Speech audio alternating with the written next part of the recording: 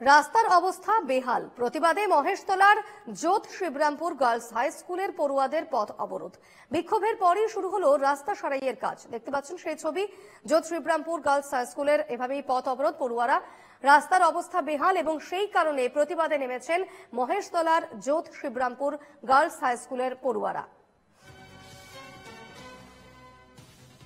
সরাসরি কথা বলে নেব, প্রতিনিধি বিশ্বজিৎ নস্কর আমার সঙ্গে এই মুহূর্তে রয়েছেন। বিশ্বজিৎ, রাস্তার অবস্থা বেহাল এবং তারই প্রতিবাদে মহেশতলার জোত শিবরামপুর গার্লস হাই স্কুলের পড়ুয়ারা রীতিমতো পথ অবরোধে নেমেছেন, ঠিক কি ছবি এই মুহূর্তে? দেখো দীপর্ণা, একদমই তাই। দক্ষিণ শহরতলি বেহালা পশ্চিম বীরেন রায় রোডের অবস্থা একেবারে কঙ্কালসার অবস্থা।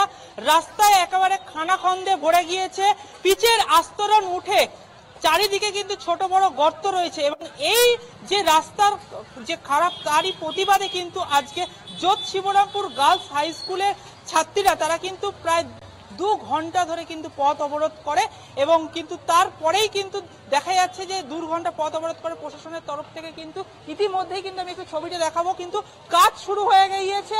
যেখানে দেখা যাচ্ছে যে 2 ঘন্টা যে জোত শিবরামপুরের ছাত্রীরা তারা পথ অবরোধ করার পরে কিন্তু ইতিমধ্যেই রাস্তা সারাইয়ের কাজ শুরু হয়ে গেছে। দেখতে পাচ্ছ একেবারে সেই ছবি যেখানে কিন্তু প্রশাসনের তরফ থেকে ইতিমধ্যেই কিন্তু কাজ শুরু হয়ে গিয়েছে। একেবারে রাস্তার অবস্থা কিন্তু দীর্ঘদিন ধরে বেহাল অবস্থা, আর যেখানে দেখা যাচ্ছে রাস্তার অবস্থা একেবারে খানাখন্দে ভরে গিয়েছে এবং তারপরে কিন্তু এতদিন কিন্তু প্রশাসনের টনক নড়েনি এবং আজকে জোত শিবরামপুর গার্লস হাই স্কুলের যে ছাত্রীরা তারা কিন্তু পথ অবরোধ করার পরেই কিন্তু প্রশাসনের টনক নড়ে এবং কিন্তু রাস্তা সারাইয়ের কাজ শুরু করে। দীপর্ণা, একেবারে তুমি সঙ্গে থাকো বিশ্বজিৎ। আমরা শুনে নেব প্রতিবাদে নেমেছেন স্কুল পড়ুয়ারা, কি বলছেন তারা, কি অভিযোগ রয়েছে মূলত তাদের, শুনে নেব।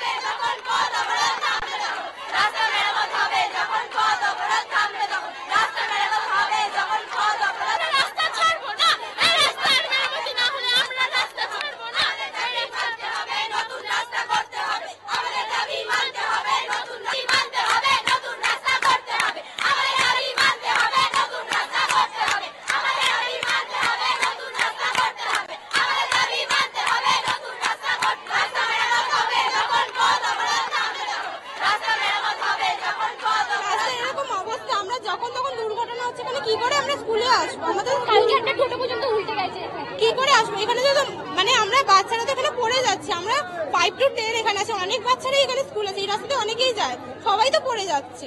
এরকম থাকে, এবছর একটু বেশি দেখা যাচ্ছে, এবছর গাড়টা গর্ত খুব বেশি, গাড়টা গর্ত খুবই বেশি, জল জমার কারণে কিছু দেখা যাচ্ছে না।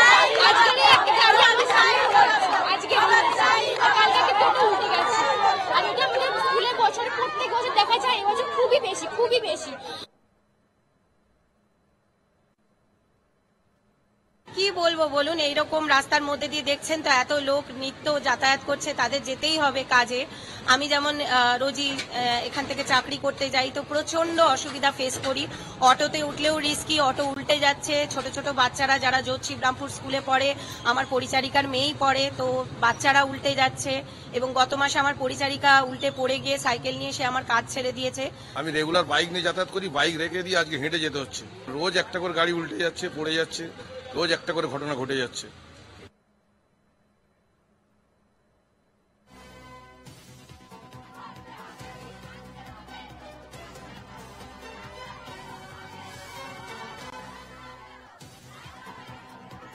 আমি আবারও ফিরবো, বিশ্বজিৎ নস্কর এই মুহূর্তে আমার সঙ্গে সরাসরি রয়েছেন। বিশ্বজিৎ, রাস্তার যে বেহাল দশা তার প্রতিবাদে স্কুল পড়ুয়ারা পথে নেমেছেন, এরপর প্রশাসনের তরফ থেকে কি ব্যবস্থা নেওয়া হয়েছে? রাস্তা সারাইয়ের আশ্বাস পেলেন পড়ুয়ারা?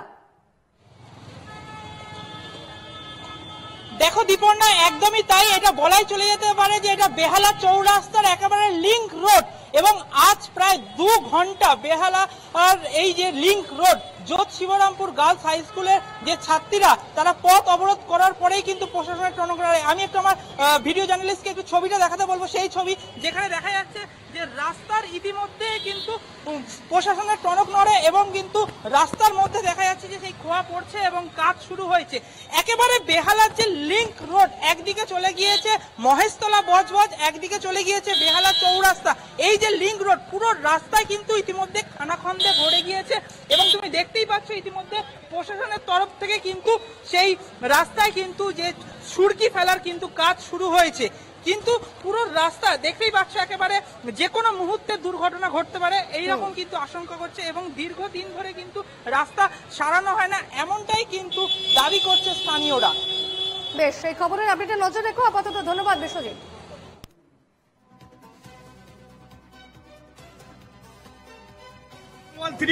709137 মুখ্যমন্ত্রী দপ্তরে কমপ্লেন করেছি।